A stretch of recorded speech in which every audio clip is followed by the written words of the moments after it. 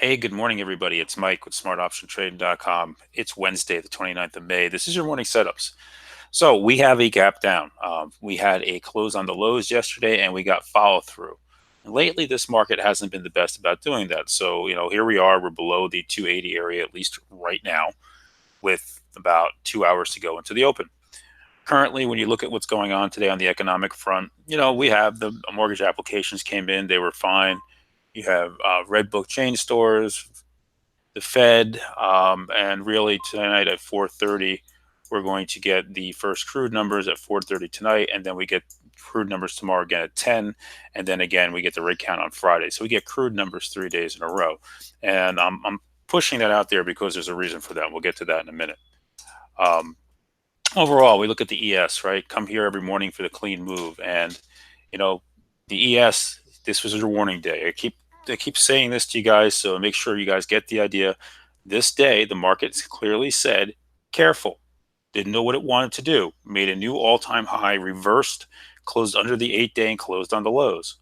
Okay, bounced off the 21-day, came back up, put in a lower high, and after that, just came down, down, down, down, tested 2800, dead cat bounce into the 21-day area, couldn't break through, and then slowly has been rolling over in what we call an H cell pattern, right? Lowercase h making it. And now we're broke below that. And we're kind of in limbo just above the 200-day here. Okay. So the market's been flashing warning signs and to be a little bit more careful. Crude is not helping. Despite tensions with Iran and everything going on, crude here is, struggling to find his footing. It came and put this high in here. We've been talking about for a while how this is somewhat artificial in my book. Sorry, I got to turn Bengzinger off. He's just mumbling. And that, if they ever wanted to increase production, they could ramp it up and just totally obliterate oil. So here we came into here, Iran tensions comes down, and here we are making a bear flag and back below the 100 days, trying desperately to cling to this area around 57. We'll see if it holds. Bonds have woken up, right? Bonds waking up higher here, right? This type of action in bonds usually is a safe haven, and also this is also signaling they expect a rate cut. The market is looking for the Feds to cut rates again. This is what the bond market's trying to signal here. Whether it happens or not, we don't know. We could see people running back into bonds. Gold, which you would think would, be a flight to safety, is just struggling to wake up, trying to take out this downtrend. But you can see it gets a big candle, then it sells back off, and not showing a much here at this point. And Bitcoin, we've been keeping an eye on for the blockchain names. It keeps waking up, but the blockchain names aren't moving it. So unlike last time when we had this huge explosion and Bitcoin went all the way up to 25,000 plus, whatever it was, the blockchain names were in fuego. They can't get going here. So nothing ever quite happens like it happened before. So let's talk sentiment. So we're coming into today, we want to look at sentiment, and sentiment is just not quite there. The put to call, which is something we look at every day, has been just whipping back and forth. Now we're back slightly bearish, but this is not a huge bearish signal today. We're back into this area. The oscillators, which measure whether we're overbought or oversold, we consider it, a good signal anytime we get to negative 200 on the NYMOT, which tracks the New York Stock Exchange. We can't get there.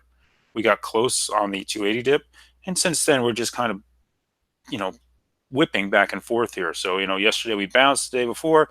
Now we're back to negative 123 here. It's at a signal, but it's not a great signal. We're a little oversold, but not much. Now the NAMOT, which tracks the NASDAQ, right, always struggles to get down. This one's not, even with Apple not participating, this market can't get going. And then we look at breadth and how are we trending. And right now what breadth is saying is something we kind of all know. Where lost it? There it is. An AYAD, right? This is an indicator we started using. We're looking for trends, right? This, cross above our blue line, it's trending all the way up through here. That was your 3% correction, pullback that we had back in March, right? Retook the trend, tested it, and held, and we had a new trend. Right now, it's kind of just chopping around. We're having a hard time getting 2 days in the same direction in a row. So this is a market that is not trending. It's whipping. Now, you can make the case that maybe it's going to try to break down here. It definitely looks weak.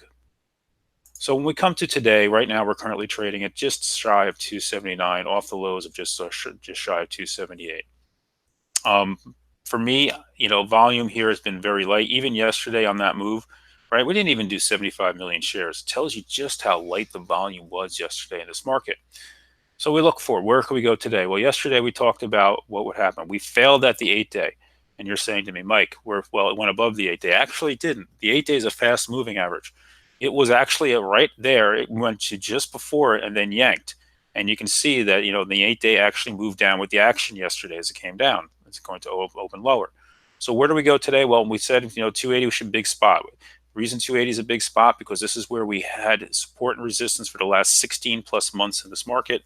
So if we lose here, which we have now currently lost, and do not retake it quickly, okay, you look for a possible test of the 200 day, which is sitting right here at 277, roughly 277.30ish, that area. Okay, you lose that, you got your low from back here in March of 272.42. After that, it starts getting dicey, guys. I'm not gonna lie to you. It starts getting dicey. Your 10% correction, which would put us in a correction, is down at 265.41.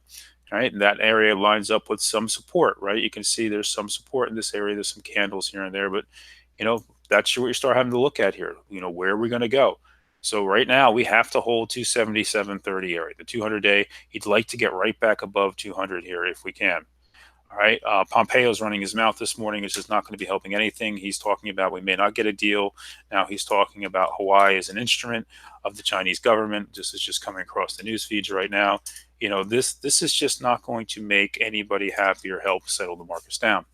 To the upside today, you need to retake the 8 day. Wherever that's going to set up, it's at 283.59 in the close. It's going to open lower, probably down in the 282 area somewhere, 282.50 area. You need to retake that. That's step one, close above it. You need to then try to retake the 21 day, which is all the way up here still at 285.67. That's step two. And then eventually try to get and close above the 50 day at 287 area. Okay, that would then open the door for a move and a retest of 290 where there's a lot of resistance and support. We do that there earlier, and for a test of all-time highs. So to get to there, though, you need to start taking out some levels, and we've been unable to do that so far. This little pattern here, couldn't hold, couldn't break, weak, bounced weakly towards the 8 day. Yesterday failed at the 8 day. So now you got to retake it. That's your step one. So we'll keep an eye on the markets here. We have about a week and a little less than a week and a half until we get to the deadline where Trump said he's going to impose 25% on additional $300 billion worth of good. While China has not threatened this, China media and American media is clamoring that they're going to cut off our rare earth supply.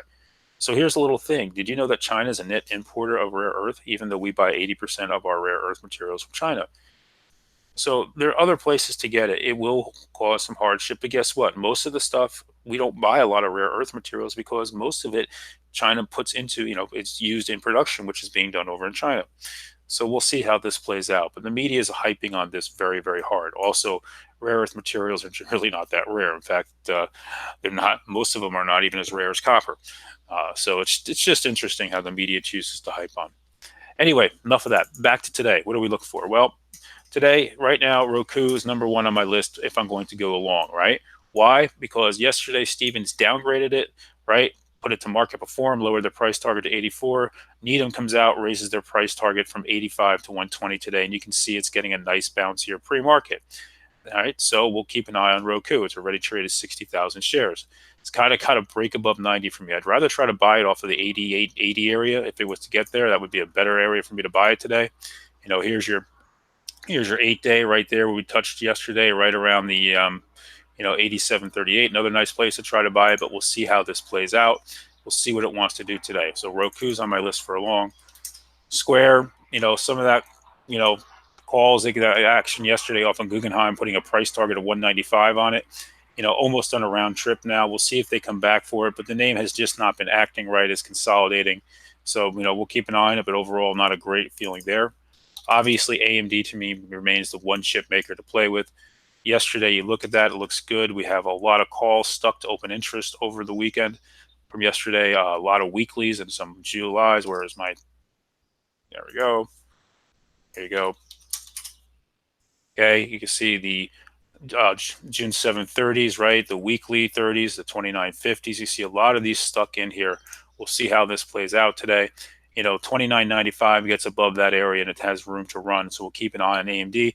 Again, I wouldn't be running to take longs on names right out of the open. I'll see what this market wants to do. But if this market shows me any sign of life today, AMD is one of the names I would go to. Twitter got reinitiated as a buy at Pivotal. Pivotal's not a really great farm. But that said, here it is onto a buy zone around 60 to 36.90 area. So we'll see if it wants that. What else did I have written down for today? That's about it from the long side, guys. See if they come after names. If you like the triple leverage funds and you think we're going to dump, obviously today is a day to keep an eye on VXX or UVXY, the VIX products. If we really decide they want to dump, these could get going. Notice we're lower than we were. We're lower than we were on when we hit 280, and there's nowhere near the same fear. You can see the same thing with the VIX. All right, so the fear level is nowhere near it was when we had this move to the 280 area the first time, right? We're nowhere near that. But the one name to watch here is the SPXS. That buyer did stick. So 3,000 of those July 19 calls came in on this. This is a triple leverage bear ETF. Okay, it's a day trading vehicle in general. So somebody's making a big bet and he's looking for this thing to go. So I hope everybody has a good day. I'll be live my normal times from 9 to 9:30, 10:30 to 12:30, and 3:30 to go close. See how this market reacts today. See what they want to do here today. Do they want to break this market now, or do they want to sit here and see if they can save it again one more time off of 280? See you guys live in about 2 hours.